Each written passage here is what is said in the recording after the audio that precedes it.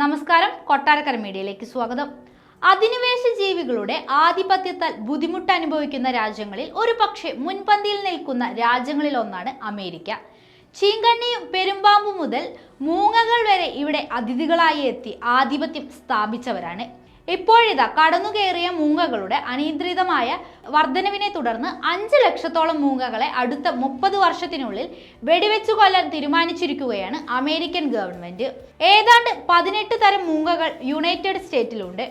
അമേരിക്കയുടെ തെക്ക് പടിഞ്ഞാറൻ തീരത്തുള്ള 3 സംസ്ഥാനങ്ങളാണ് അധിനിവേശ മൂങ്ങകളുടെ അനിയന്ത്രിതമായ വർധനവിനെ തുടർന്ന് ഇപ്പോൾ ദുരന്തത്തിൽ ആയിരിക്കുന്നത്.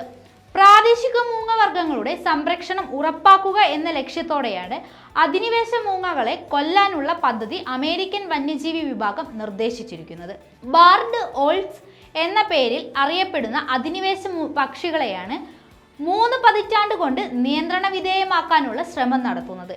എന്നാൽ ഈ പദ്ധതിക്കെതിരെ പരിസ്ഥിതി പ്രവർത്തകരുടെയും മൃഗസംരക്ഷണ പ്രവർത്തകരുടെയും ഭാഗത്തു നിന്നും എതിർപ്പുകൾ ഉയർന്നു കഴിഞ്ഞു. അമേരിക്കയുടെ പടിഞ്ഞാറൻ തീരത്താണ് ബാർഡ് മൂങ്ങകൾ ഇപ്പോൾ വ്യാപകമായി കുടിയേറിക്കൊണ്ടിരിക്കുന്നത്. കഴിഞ്ഞ 1 നൂറ്റാണ്ട് കൊണ്ടാണ് ഇവ ഇത്തരത്തിൽ വംശവർദ്ധനവ് നടത്തിയിരിക്കുന്നത്.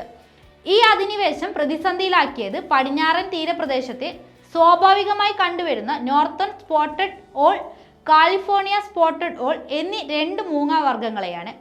ഇവയിൽ തന്നെ അധിനിവേശ മൂങ്ങകൾ മൂലം അതീവ വംശനാശ ഭീഷണി നേരിടുന്ന മൂങ്ങകളാണ് നോർത്തേൺ സ്പോട്ടഡ് മൂങ്ങകൾ. ഇര തേടുന്നതിലും കൂടുകൂട്ടാൻ ഇടം കണ്ടെത്തുന്നതിലും ബാർഡ് മൂങ്ങകൾ അതിശക്തം സ്വഭാവം കാണിക്കും. അതിനാൽ തന്നെ ഈ മൂങ്ങകളുടെ അംഗസംഖ്യ പെരുകുന്നത് മറ്റു മൂങ്ങവർഗങ്ങൾക്ക് ആരോഗ്യകരമല്ല എന്നാണ് ഈ രംഗത്തെ വിദഗ്ധർ അവകാശപ്പെടുന്നത്. വലിപ്പം കൊണ്ട് മറ്റു 2 മൂങ്ങവർഗങ്ങളെക്കാളും ബാർഡ് മൂങ്ങകൾക്ക് മേൽക്കൈയുണ്ട്. ഈ സാഹചര്യത്തിൽ സമാനമായ ഇരകൾക്ക് വേണ്ടിയുള്ള പോരാട്ടത്തിൽ 2 സ്പോട്ട് മൂങ്ങവർഗങ്ങളും ബാർഡ് മൂങ്ങകളുടെ പിന്നിലാകും.